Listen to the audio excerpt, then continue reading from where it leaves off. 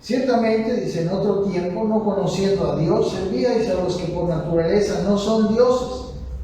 Mas ahora, conociendo a Dios, o más bien, siendo conocidos por Dios, ¿cómo es que os volvéis de nuevo a los débiles y pobres rudimentos, a los cuales os queréis volver a esclavizar? Guardáis los días, los meses, los tiempos y los años. Me temo de vosotros que haya trabajado en vano con vosotros. Son pocos versículos, pero tienen un gran contenido, ¿no? En esta sección, ¿no?, se ve que los Gálatas, que originalmente eran gentiles, originalmente no tenían, no eran como los ex judíos, ellos eran cristianos ex gentiles, ¿no?, que servían, como dice el versículo 8, en otro tiempo, no conociendo a Dios, servían a los que por naturaleza, dicen, no son dioses, ¿no? Y aquí podemos ver como una consecuencia verdaderamente que los que no conocen a Dios están en esclavitud por otros dioses. El no conocer a Dios nos lleva a un estado de esclavitud. Y solo Dios es el que nos libra de la idolatría y de la ignorancia. La palabra servíais, la palabra servir es la palabra dobleo, que quiere decir servir como esclavo, ser esclavo. Entonces dice que en otro tiempo, cuando no conocían a Dios, ellos servían como esclavos a otros dioses, ¿verdad? Entonces todos los que son idólatras, cualquier tipo de idolatría, cualquier persona que tiene otro Dios, ¿no?, que no es el verdadero Dios, el Dios creador, se convierte en un esclavo de ese otro Dios. Y es tristemente real, pero cualquier cosa puede ser un Dios, cualquier cosa puede enseñorearse de mi corazón, ¿no? La Biblia dice que el corazón del hombre es engañoso. Por eso debemos guardar, dice que sobre toda cosa guardada, guarda tu corazón. Aún nosotros mismos podemos ser nuestro propio ídolo, ¿no? El hombre, el humanismo, por ejemplo, es una doctrina idólatra, ¿no?, donde el centro es el hombre. Y tiene un gran problema, que el hombre que confía en el hombre siempre va a perder, está en un terreno no firme, porque el hombre falla, el hombre no sabe muchas cosas. No puede existir otro Dios que nos haga firmes, a no ser el Dios que conocemos, el Dios que nos ama, que nos amó tanto, que dio a su Hijo para morir por nosotros. Por ejemplo, un Dios muy, muy común también, el Dios es el dinero. Y como dice la Biblia, el amor al dinero convierte a los hombres en esclavos del dinero, ¿no? La idolatría del dinero, por ejemplo, la Biblia lo llama avaricia, ¿no? Aquí dice, por ejemplo, en Colosenses 3:5, dice: haced pues morir lo terrenal en vosotros, dice, ¿no?, fornicación, impureza, pasiones desordenadas y malos deseos y avaricia, que es idolatría. Aquí le está dando el verdadero nombre, la avaricia, que es el deseo y la confianza en el dinero, el amor al dinero, la esclavitud del dinero es idolatría. Y bueno, el esclavo del dinero, ¿no?, es sometido como esclavo al dinero. Y esa esclavitud del dinero hace que el hombre reciba muchos males, ¿no? Y esta es una de las esclavitudes más comunes que hay en nuestro tiempo. Dice en 1 Timoteo 6:9 que los que quieren enriquecerse se caen en tentación y lazo y en muchas codicias, ¿no? Esta habla de un deseo sin medida, ¿no? Muchas codicias necias y dañosas, dice, que hunden a los hombres en destrucción y perdición, ¿no? El querer enriquecerse, porque la raíz de todos los males es el amor al dinero, el cual, codiciando algunos, se extraviaron de la fe y fueron traspasados por muchos dolores, ¿no? Incluso el apóstol Pablo en su carta a Timoteo le dice que muchos que tenían la fe por causa de la codicia del dinero, porque su corazón se desvió en una idolatría, se extravió de la fe y fueron traspasados de muchos dolores. Como dice el versículo 8, que dice, entonces volvemos a leer que ciertamente dice en otro tiempo, no conociendo a Dios, dice, servíais, les dice Pablo a los Gálatas, a los que por naturaleza no son dioses. Entonces, hemos visto la palabra servíais, que quiere decir servir como esclavo. Entonces, veíamos que la idolatría es una esclavitud, la idolatría es una confianza en alguien que no es Dios, la idolatría es que amamos a otra cosa más que a Dios, damos nuestra vida por otra cosa más que por Dios. Todo eso siempre nos lleva a un ídolo. Y el ídolo nunca cumple. El ídolo parece ser muchas veces que sería el mejor camino, pero siempre salimos decepcionados. Solo Dios es el único a quien podemos adorar, a quien podemos seguir, sin ser decepcionados. Y luego dice, hablando de los otros dioses, dice que servíamos a los que por naturaleza no son dioses. La palabra naturaleza es la palabra en el griego, la palabra physis, que quiere decir que la naturaleza, la constitución de una persona o cosa. O sea, los otros dioses no son dioses por naturaleza. Son dioses que tienen una naturaleza falsa. Por ejemplo, vamos a ver el Salmo 115 y ustedes van a ver qué pasa con los ídolos. Dice el versículo 3 y 4, nuestro Dios está en los cielos, dice, todo lo que quiso ha hecho. Nuestro Dios que está en los cielos tiene poder para hacer todo lo que quiera, pero en contraste dice el versículo 4, los ídolos de ellos son plata y oro, obra de manos de hombres. Qué diferencia, ¿verdad? Un Dios que hace todo lo que quiere y los otros son simplemente obra de manos de hombres. Dice el versículo 5, tienen boca, mas no hablan, tienen ojos, mas no ven, orejas tienen, mas no oyen, tienen narices, mas no huelen, manos tienen, mas no palpan, tienen pies, mas no andan, no hablan con su garganta. O sea, la confianza en otros dioses es una tontería, es una confianza hasta irracional, a la cual la gente está muy, muy acostumbrada. Y dice en el versículo 8, miren, el versículo 8 nos dice algo muy, muy serio de esto. Dice, semejantes a ellos son los que los hacen y cualquiera que confía en ellos. Así como los ídolos no hacen nada, no palpan, no hablan, son mudos, son ciegos, están en la oscuridad. Así son aquellos que los hacen, los hacedores de ídolos, y cualquiera dice que confía en ellos. Por eso el Salmo 115 termina con el versículo 9 diciendo, oh Israel, confía en Jehová, Él es tu ayuda, tu escudo. Ningún ídolo es nuestra ayuda y nuestro escudo como nuestro Dios. Nuestro Dios es el único que tiene poder para ser nuestra ayuda y también para ser nuestro escudo. Entonces Dios es la alternativa perfecta para salir de la idolatría.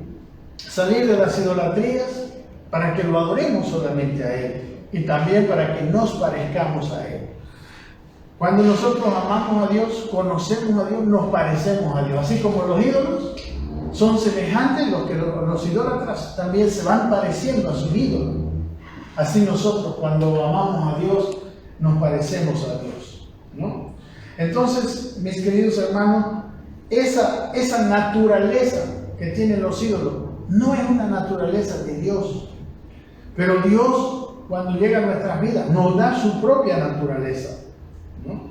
Dice, por ejemplo, el apóstol Pedro en la segunda carta, hablando de las promesas de Dios, dice, por medio de las cuales nos ha dado preciosas y grandísimas promesas, dice, para que por ellas llegaseis a ser, miren, participantes de la naturaleza divina, habiendo huido de la corrupción que hay en el mundo a causa de la concupiscencia. Dice que nuestro Dios nos hizo O sea, nos prometió que nosotros seríamos participantes de la naturaleza divina.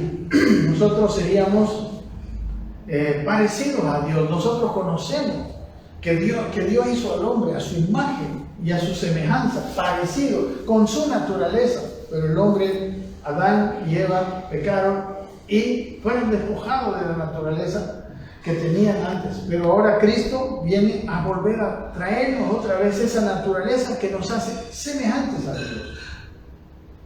Por eso dice que eran esclavos a los que por naturaleza no son dioses, pero los cristianos por naturaleza vuelven a ser lo que Dios es. Entonces nosotros, aquella nuevo nacimiento que nosotros tenemos, ¿no?, por el cual podemos entrar, como le dijo Jesús a Nicodemo, al reino de Dios, necesitamos permitirle a Dios que Cristo sea formado en nosotros.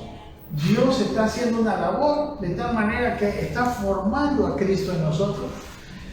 Y el problema que vemos en esta carta es que la ley, el legalismo, el camino de la ley, el mecanismo de la ley, nunca nos va a llevar a una verdadera transformación a la medida de Cristo. Por eso, un poquito más adelante, en el versículo 19 de este mismo capítulo de la carta a los Gálatas, Pablo dice: hijitos míos, le dice, por quienes vuelvo a sufrir dolores de parto hasta que Cristo sea formado en nosotros. Nosotros somos participantes de la naturaleza divina y por eso Cristo puede ser formado en nosotros. Si nosotros queremos, como hemos visto en el versículo primero de este capítulo, el heredero, si sigue siendo niño, nunca va a ser diferente del esclavo. El heredero, si no crece, si nosotros no permitimos que Cristo sea formado en nosotros, vamos a ser esclavos y no vamos a poder usar la herencia de Dios, no vamos a ver las promesas del Señor. Aquí Pablo estaba enojado porque los Gálatas habían recibido una doctrina que los estaba volviendo a la ley, volviendo a querer llevarlos a la ley, ¿no? Como hemos visto en el inicio del cristianismo, los judíos querían que primero una persona se haga judío y recién podía ser salvo, pero Pablo refuta todo esto en esta carta. Miren lo que dice en su carta a los Colosenses. O sea, hablando de los dos caminos, del camino de la gracia, el camino de la fe, y el otro camino es el camino de las obras de la ley. Porque por las obras de la ley nadie puede ser justificado, como dice. Miren, en la carta a los Colosenses dice algo, hablando de la naturaleza nueva que tenemos nosotros. Dice: mirad que nadie os engañe por medio de filosofías y huecas sutilezas según las tradiciones de los hombres, conforme a los rudimentos del mundo y no según Cristo. Dice: porque en Él, en Cristo, habita corporalmente toda la plenitud de la deidad. Toda la plenitud de Dios habitaba en Cristo. Y luego, como Cristo está en nosotros, dice, y vosotros, dice, estáis completos en Él, que es la cabeza de todo principado y potestad. Por eso, lo único que vale en esta nueva vida en Cristo es que Cristo sea formado en nosotros. Porque si Cristo está en nosotros, estamos completos en Él. No necesitamos hacer más cosas, no necesitamos, como dice más adelante, ¿no?, que hacer, no toques, no hagas, no. La clave es que Cristo sea formado en nosotros, porque ya estamos completos en Él. No estamos hablando, no estamos en un camino donde tenemos muchas cosas. No, es una sola cosa. Y el camino de la vida cristiana es un camino de vida. Por eso es tan fácil, por eso es tan sencillo. Simplemente es como una planta. A una planta nosotros no la vamos a hacer crecer estirándola de aquí, pintándola allá, haciendo muchas cosas. No, simplemente le vamos a echar agua. De la misma manera, la vida cristiana habla de un cuidar la vida de Dios dentro de nosotros. Cosa que mucha gente ha descuidado. Y en vez de cuidar la vida de Dios, han estado metidos en mandamientos, en ritualismo y en cosas, pensando que por hacer esas cosas, ellos están agradando a Dios. y están creciendo en Cristo. Pero nosotros ya estamos completos en Él. Porque en Él habita, como dice aquí, corporalmente toda la plenitud de la deidad. En Él está todo el conocimiento. Y miren, en Efesios 4:13 dice lo mismo.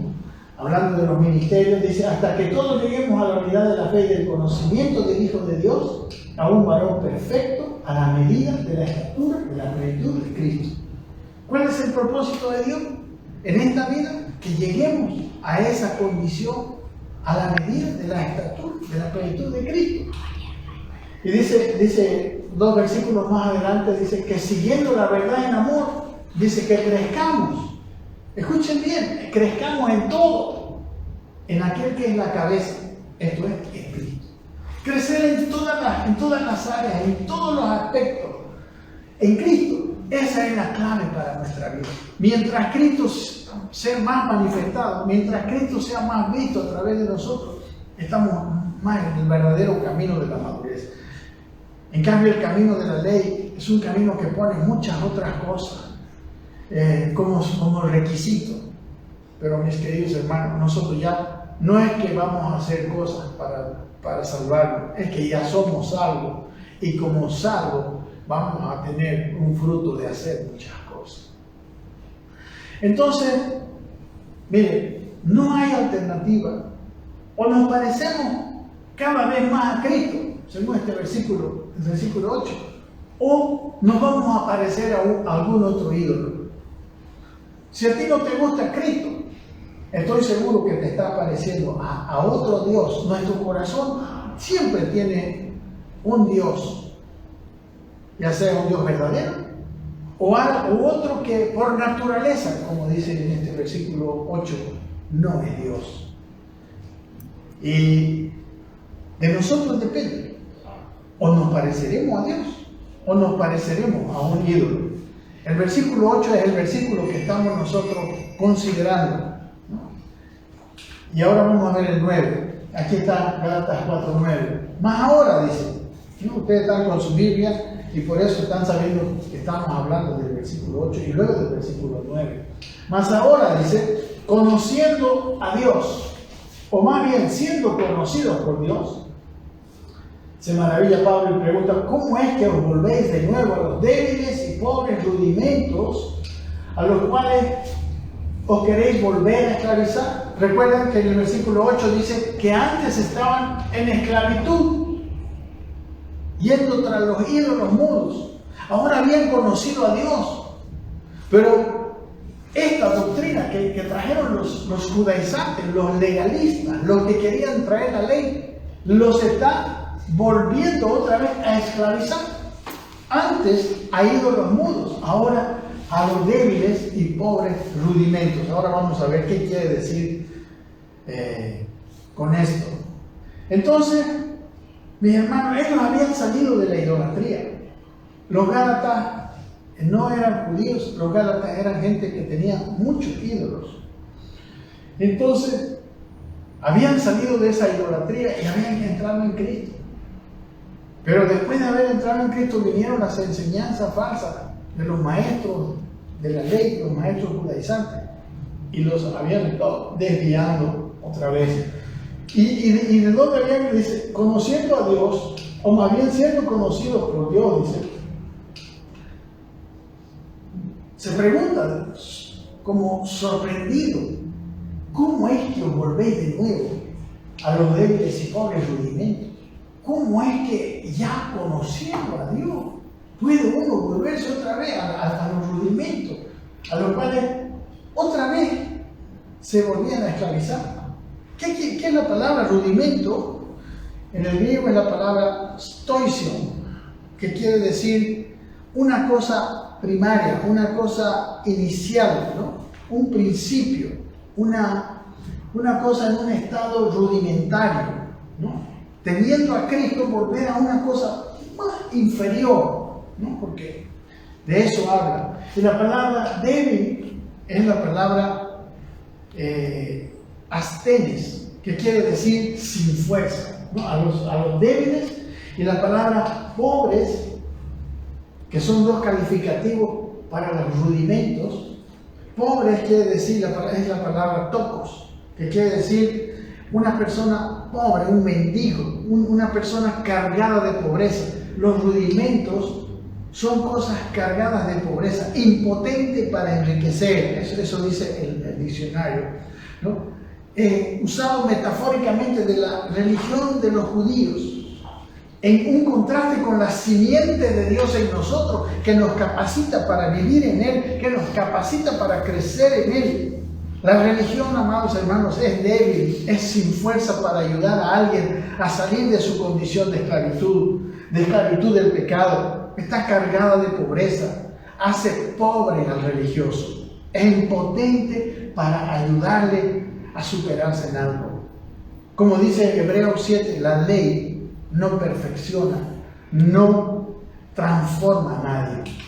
Dice el versículo 7-19, hablando de un paréntesis que hace en este versículo, pues nada perfeccionó la ley, nada perfeccionó la ley. La ley no vino para perfeccionar al hombre, ¿no? Porque dice, porque la ley constituye sumo sacerdote, estaba hablando de eso, a débiles hombres, pero la palabra del juramento posterior a la ley, al Hijo, la palabra del juramento, que es la palabra del nuevo pacto, constituye al Hijo, hecho perfecto para siempre. Los sacerdotes de la ley eran débiles hombres, pero el Hijo de Dios es un sacerdote perfecto para siempre. Entonces, y luego en este versículo, si ustedes lo tienen ahí todavía en su Biblia, dice que ahora dice conociendo a Dios, y luego, o más bien siendo conocidos por Dios. ¿Qué quiere decir esto? Una cosa es conocer a Dios y otra cosa es ser conocido por Dios. La palabra conocer se usa en la Biblia como la palabra también engendrar. Y la Biblia dice que nosotros fuimos engendrados no de carne, ni de sangre, ni de voluntad de varón, sino fuimos engendrados de Dios. O sea, Dios nos conoció, nos engendró, así como Adán, dice por ejemplo en Génesis 4:1, conoció Adán a su mujer Eva, la cual concibió y dio a luz a Caín, y dijo, por voluntad de Jehová. Esta palabra conocer tiene el mismo sentido, por eso dice, nosotros conociéndole, más bien siendo conocidos por Dios, o sea, siendo engendrados por Dios. ¿Por qué? Porque nosotros necesitamos la nueva naturaleza que Dios nos da.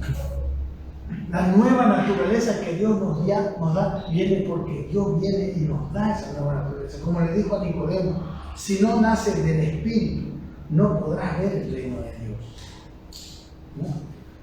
Esa nueva naturaleza que hay en nosotros da fruto bueno. Por eso, ¿cuántas veces hemos repetido? El pecado ya no es más solamente una transgresión a algunos principios. El pecado es para ver si nosotros estamos viviendo una vida en Dios o en pecado. Tenemos que ver todas nuestras reacciones, todas nuestras acciones, nuestras palabras. La clave es ver de dónde provienen. Si provienen de esa nueva naturaleza que tenemos de Dios, todas estas cosas son verdaderas, son santas, son poderosas. Pero si provienen del viejo hombre, provienen de la antigua naturaleza, entonces no son buenas, son pecaminosas. Dice Mateo 7, en el Sermón del Monte, casi los últimos ejemplos del Sermón del Monte, dice, por su fruto lo conoceréis. ¿Acaso, dice, se recogen uvas de los espinos o hijos de los abrojos? Está hablando que el árbol, como dice el versículo siguiente, así todo buen árbol, dice, da buenos frutos, pero el árbol malo da frutos malos. El árbol significa la naturaleza. Nuestra nueva naturaleza en Cristo es el buen árbol. Y ese buen árbol da frutos buenos. La Biblia dice un poquito más adelante en este capítulo 5 de este mismo libro de Gálatas, que el fruto del Espíritu es amor, gozo, paz. ¿Qué quiere decir? Que el árbol es el Espíritu, que el árbol es esa nueva naturaleza de Dios, y que ese Espíritu da buenos frutos, que son amor, que son gozo, paz, paciencia. Y aquí dice eso, ¿no? Todo buen árbol da, todo buen árbol da buenos frutos, y todo árbol malo da frutos malos. La vieja naturaleza nuestra no da buenos frutos. La vieja naturaleza simplemente da frutos malos. Hasta las mejores obras del hombre son teñidas por un cierto egoísmo, cierto interés. La obra de Cristo, la obra de la nueva naturaleza que Él puso en nosotros, ese nuevo ser que ha nacido de nuevo, ese nuevo ser da frutos buenos. Así dice el versículo 18. No puede el buen árbol dar malos frutos. El Espíritu no puede dar fruto malo. Y por el contrario, ni el árbol malo puede dar buenos frutos. La vieja naturaleza no puede dar buenos frutos. Todo lo bueno que podemos hacer, no lo hacemos en nosotros mismos, lo hacemos en el Dios que nos habita y en el cual le hemos permitido crecer en nosotros. El buen fruto solo viene del buen árbol. Dice el versículo 19, todo árbol que no da buen fruto es cortado y echado en el fuego. Así que dice, por sus frutos lo conoceréis. ¿Cuáles son los frutos de nuestra vida? Son las acciones. Y las acciones son buenas cuando proceden la nueva naturaleza que tenemos, de lo que la Biblia le llama el espíritu, el nuevo ser, o de la vieja naturaleza, el yo, en la carne, ¿no? El viejo hombre. Todas estas son las expresiones para el fruto malo. Y dice que por esos frutos nos conoceremos. Cualquiera puede decir, yo soy cristiano, yo soy pastor, yo soy él. El decir eso no es que te haga un buen cristiano. De hecho, este Mateo 7, este pasaje empieza diciendo que nosotros tengamos cuidado de los lobos que vienen vestidos de oveja. Porque vestirse de oveja es fácil, pero lo que va a exponer al lobo es su fruto. Por eso dice, el buen árbol da buenos frutos. Entonces, por su fruto los conoceréis, dice el versículo 20. Y miren el versículo 21, esto es muy importante. El versículo 21 dice, no todo el que me dice, Señor, Señor, entrará en el reino de los cielos, sino el que hace la voluntad de mi Padre que está en los cielos. Decir Señor, Señor es muy fácil. Decir Señor, Señor lo hace cualquiera. Pero hacer la voluntad de mi Padre, eso solamente lo hace aquel que ha nacido de nuevo, aquel que tiene sus expresiones, tiene sus palabras, sus decisiones en esa nueva naturaleza. Miren lo que sigue diciendo el versículo 22. Muchos me dirán en aquel día, dice, Señor, Señor, ¿no profetizamos en tu nombre? Y en tu nombre echamos fuera demonios. Y en tu nombre hicimos muchos milagros. Como si estos fueran frutos. Estos no son frutos, estos son dones del Espíritu. ¿Cuál sería la respuesta del Señor? Miren el versículo 20, el siguiente versículo. Dice, y entonces les declararéis, nunca os conocí. Apartados de mí, hacedores de maldad. Haciendo milagros, profetizando en su nombre, echando fuera demonios. ¿Cuánto es esto es maldad? Cuando esto no proviene de obediencia. Porque dice que solamente entrará el que hace la voluntad de mi Padre. Podemos hacer estas cosas y ser echados. ¿Por qué? Y aquí está la misma expresión, ¿no? que vemos en el capítulo, en el versículo 9 del capítulo 4. Conociendo a Dios, dice, o siendo conocidos por Dios. Aquí dice, el problema es que dice, nunca os conocí, nunca os engendré, nunca nacieron del Espíritu, nunca nacieron de nuevo. Los hombres pueden, en su fuerza, llegar a mostrar ciertas características buenas. Una persona esforzándose, pero al final de cuentas es un fruto que no viene del Espíritu. Y cuando no viene del Espíritu, dice, no puede el árbol malo dar buenos frutos. Por ejemplo, en el capítulo 15 de Juan, Jesús dice esto: yo soy la vid, vosotros los pámpanos. Él se llama la vid y dice: ustedes son los pámpanos son las ramas. Dice: el que permanece en mí y yo en él, este lleva mucho fruto. Porque dice: porque separado de mí nada podéis hacer. Entonces, ¿de dónde viene el fruto para Dios? El fruto para Dios viene de la misma savia del árbol. Y Él es el árbol, Él es la vid. Nosotros solo simplemente somos la rama. Nosotros somos el instrumento de Dios para dar fruto. Pero nuestro fruto debe provenir de la raíz, debe provenir del árbol. Y el árbol, Él dice: yo soy la vid. Todo fruto hecho en Cristo, ese es un fruto bueno. Ese es el verdadero fruto. Toda cosa que no viene de ahí, como vamos a ver en el capítulo 5 de este mismo libro, un poquito más adelante, son las obras de la carne. Y las obras de la carne son siempre contrarias a Dios. Amén. Entonces, miren, en el versículo siguiente, el versículo 10, recuerden que estamos en el capítulo 4, del versículo 8 al 11. En el siguiente versículo que nos toca es el versículo 10. Como un ejemplo de lo que hace el legalismo, de lo que camina, a lo que nos lleva esa vida religiosa que no sabe para dónde va. Dice: guardáis los días, los meses, los tiempos y los años. O sea, parece que cuando yo hago eso, guardo los días, como los judíos, ¿no? Guardaban el día de reposo, guardaban los meses, guardaban los años, como dice en el capítulo 23 de Levítico. Está refiriéndose a guardar las fiestas judías, los días de reposo, los meses, ¿no? Y los tiempos y los años de jubileo, los tiempos de los años que eran los años sabáticos y luego los años de jubileo, etc. Cosa que estaban predicando los judaizantes, los que los estaban desviando de la fe en Cristo.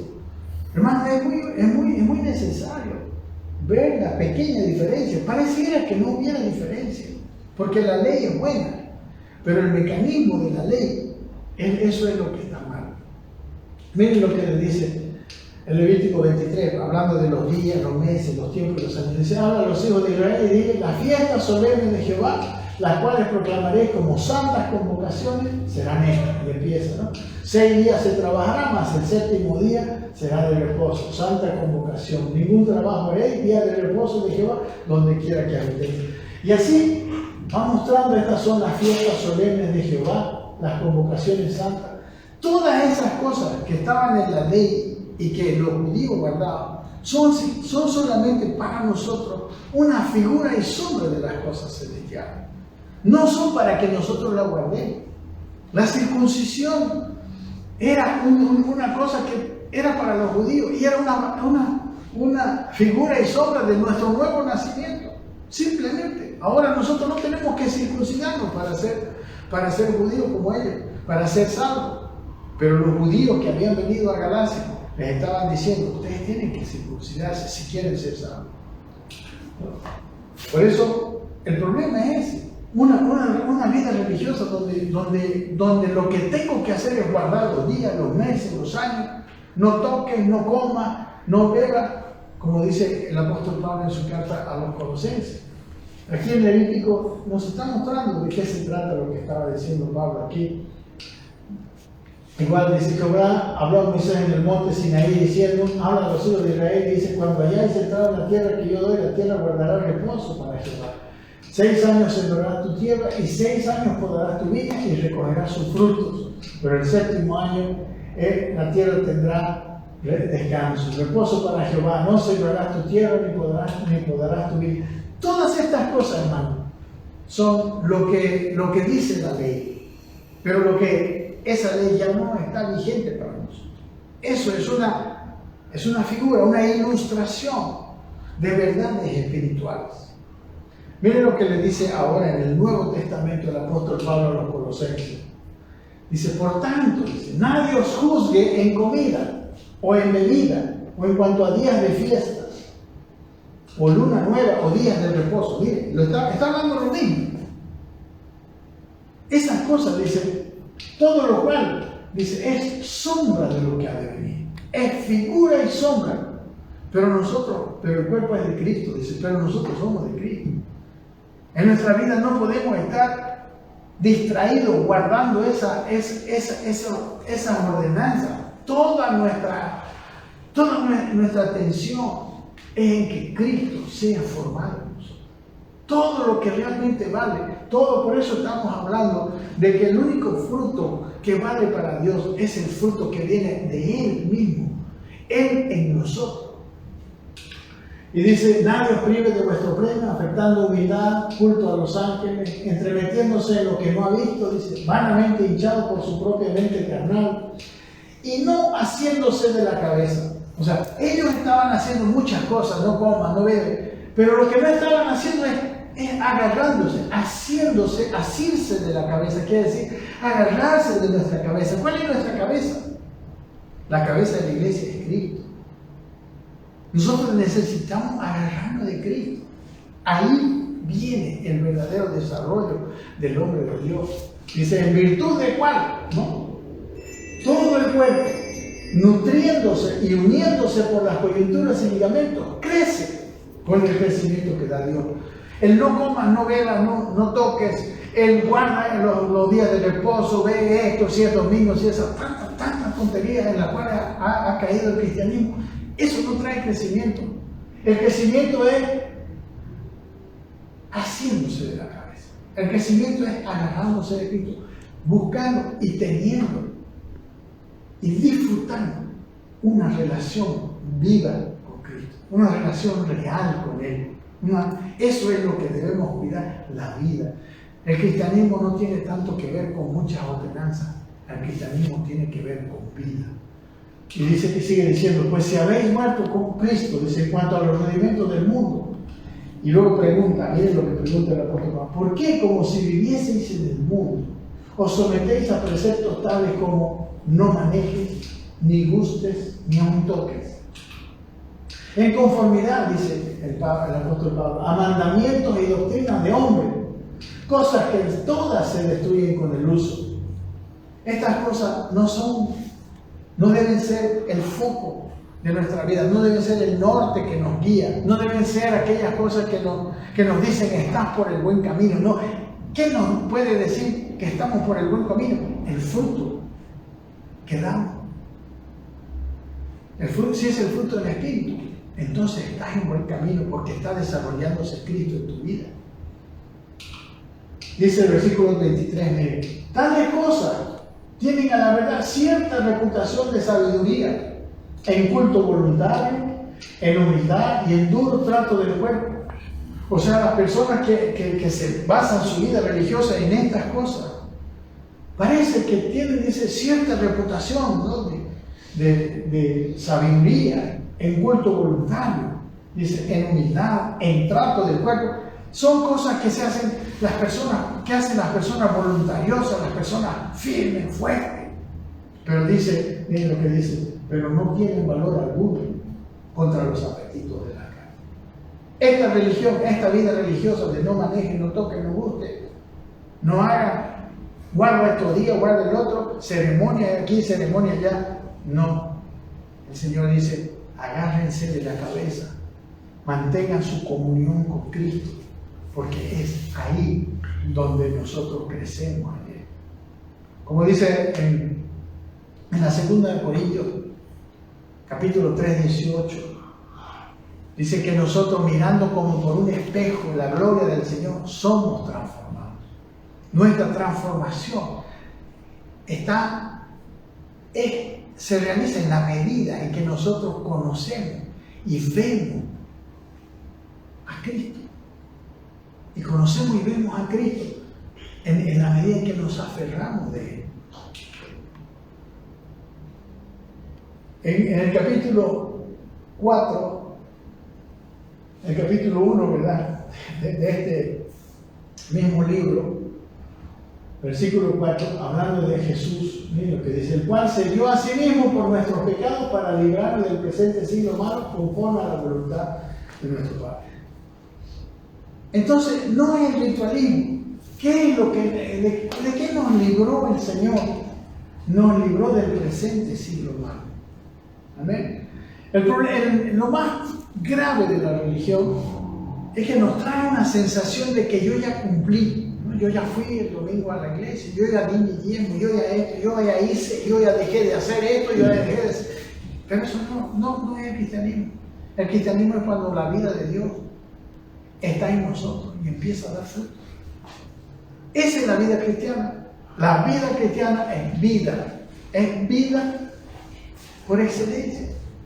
Cuando la vida se descuida y empezamos a medir nuestra vida cristiana por hago esto, no comas, no bebas, no toques, nosotros nos hemos salido de la vida.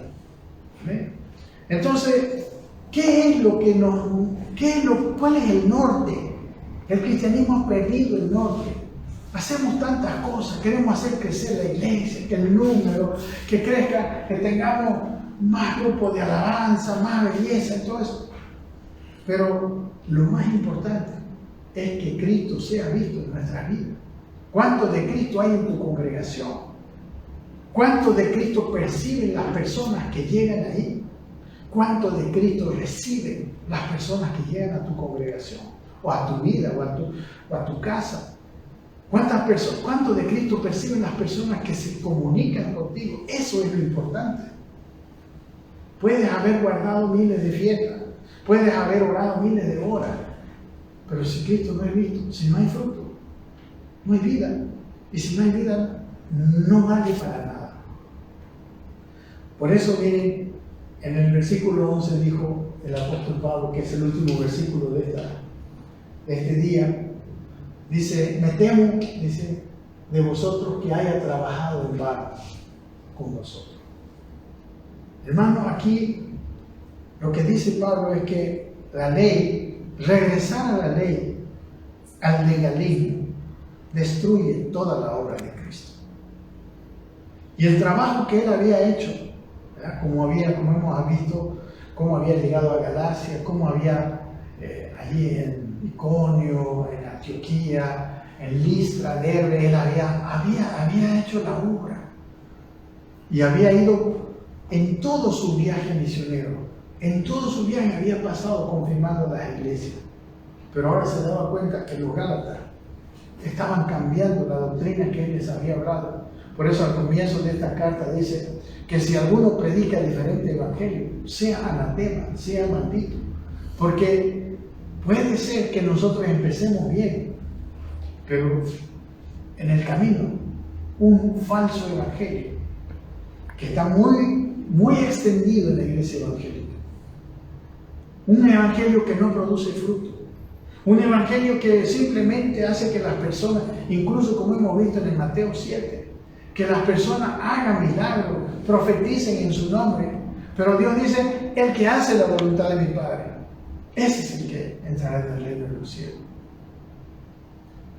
Porque aquellos que me digan, no, yo he hecho muchas cosas por ti, yo he trabajado, he hecho milagros, la respuesta ¿cuál era? Hemos visto. Nunca os conocí, nunca os engendré, nunca tuve relación con ustedes, apartados de mí, hacedores de maldad. Entonces, Pablo estaba diciendo que temía que hubiera trabajado en vano con los gálatas. Miren lo que va diciendo acerca de esto en el libro, en este mismo libro que estamos considerando. En 2:19 miren lo que dice, porque yo por la ley soy muerto para la ley a fin de vivir para Dios. Para vivir para Dios hay que morir a la ley, al mecanismo de la ley, al que yo soy aprobado porque hago, porque no hago, porque vivo, porque toco o porque no toco. Ese es el camino de la ley. Y dice el versículo 20, con Cristo estoy juntamente crucificado y ya no vivo yo, mas vive Cristo en mí. Esta es la clave. Que Cristo viva en mí. La palabra es vida. No vivo, sí vive. Y lo que ahora vivo en la carne, lo vivo en la fe del Hijo de Dios. La vida. ¿De dónde procede tu vida? ¿De dónde proceden tus decisiones? Tus acciones, tus intenciones. Eso es lo que a Dios le importa. Dice, ahora lo que vivo, lo vivo en la fe del Hijo de Dios, el cual me amó y se entregó a sí mismo por mí. Y miren lo que dice el siguiente versículo: no desecho la gracia de Dios, pues si por la ley fuese la justicia, entonces por demás murió Cristo. Eso es lo que está diciendo en este. Me temo que haya trabajado en vano, porque si ahora, después de empezar por la fe, yo me voy a justificar, dice, por la ley, entonces por demás murió Cristo. Sí. Si mi vida otra vez vuelve a basarse en lo que yo puedo hacer o no puedo hacer, no sirvió de nada la muerte de Cristo. Eso es lo que está diciendo. En este versículo, en el capítulo 3 dice, miren lo que les dice a los Gálatas. O sea, no es una cosa menor. Les dice, ¿tan necios sois? En ninguna carta del apóstol Pablo en el Nuevo Testamento él usa esta palabra. Aquí está enojado. Aquí, si usted quiere ver al apóstol Pablo enojado, es en esta carta. Tan necios sois, habiendo comenzado por el Espíritu, ahora vais a acabar por la carne. Habiendo comenzado a vivir por el Espíritu, a vivir por la seguridad de que Dios está haciendo y Él está trabajando en tu vida, ahora van a terminar por la carne. Tantas cosas habéis padecido en vano. Aquí vuelve a decir que todo lo que habían pasado los Gálatas es en vano. En la misma expresión, ¿verdad? Me parece que he trabajado en vano con ustedes. Y aquí dice lo mismo en el capítulo 3. En varios capítulos de este libro. Pero el 5 dice, aquel pues que os suministra el Espíritu y hace maravillas entre vosotros. Preguntan retóricamente, ¿lo hacen por la obra de la ley? ¿Lo hacen porque ustedes se lo ganaron? ¿O por el oír con fe? ¿O por creerle? Porque todas las maravillas que hizo el Señor no fue porque ellos fueron buenos, fue porque ellos le creyeron. Dice el capítulo 5:1, estad pues firmes en la libertad con que Cristo nos hizo libres y no estéis otra vez sujetos al yugo de esclavitud. Bueno, volvemos a ver la palabra esclavitud. La ley te trae a esclavitud. Y dice, aquí yo Pablo os digo que si os circuncidáis, de nada os aprovechará. O sea, el volver a la religión antigua, el volver al legalismo antiguo a los cuales me querían llevar los maestros judaizantes, de nada les aprovecharía a Cristo. Otra vez dice, testifico a todo hombre que se circuncida. ¿Por qué hablar de la circuncisión? Porque la circuncisión era el rito de iniciación para una persona que iba a entrar al judaísmo, que iba a entrar a la religión judaica. Y claro, nosotros no tenemos este problema en este tiempo. Nosotros, bueno, aunque también tristemente hay muchas iglesias que parece que están volviendo al judaísmo, pero en realidad en nuestro tiempo el problema es el legalismo. Y antes era la circuncisión, hoy son las obras para ganarme las cosas delante de Dios. Yo no tengo que ganarme nada delante de Dios, ya lo tengo todo. Lo que tengo que hacer es que el carácter de Cristo vaya formándose en mí. Y las buenas obras van a venir como fruto. Las buenas obras no deben ser un esfuerzo. Las buenas obras al comienzo son un esfuerzo, sí. Pero las obras buenas deben empezar a ser cada vez más fáciles. ¿Por qué? Porque el espíritu va creciendo y la carne va menguando. Poco a poco, hasta que las buenas obras van a ser algo natural en nosotros. Y este es el camino de Cristo. No es el camino de que yo me las voy a ganar con mi esfuerzo. Porque nadie puede ganarse las buenas obras. Y nadie puede tener la fuerza de ser bueno en su propia persona. Y miren lo que dice el versículo 4. De Cristo os desligasteis. O sea, te has separado de Cristo los que por la ley os justificaron. O sea, si yo me justifico en que yo soy bueno, yo puedo hacer todo esto, me desligo de Cristo. De la gracia habéis caído. Por eso decía, me temo que haya trabajado en vano con nosotros. Porque con todo esto que vemos, podemos haber caído de la gracia. Amén. No podemos ignorar estas palabras. No podemos ignorar que al buscar ser justificados por obras de la ley, Podemos caer de la gracia. Esto no es una cuestión, no sé, de menor. Esto es algo central, importante. Porque si algo somos en Cristo, no es por lo que hemos hecho, no es por nuestro esfuerzo, no es por nuestra bondad. Nosotros somos malos por naturaleza, es por lo que Él engendró en nosotros y por lo que está creciendo, por lo que nosotros, como les he dicho, mis queridos hermanos, por lo que nosotros estamos ayudando dentro de nosotros. Nos estamos, como decía en la carta de las Colosenses, nos estamos aferrando de nuestra cabeza que es Cristo y estamos creciendo en Él. Estamos procurando una relación que nos lleva a un verdadero crecimiento que nos transforma. Pero el tratar de hacer las cosas de la ley no nos transforma, porque nada perfeccionó la ley, como dice la carta a los Hebreos. Amén. Hermanos, es muy importante todo lo que estamos viendo y ya se ha terminado nuestro tiempo. Estamos en los últimos momentos.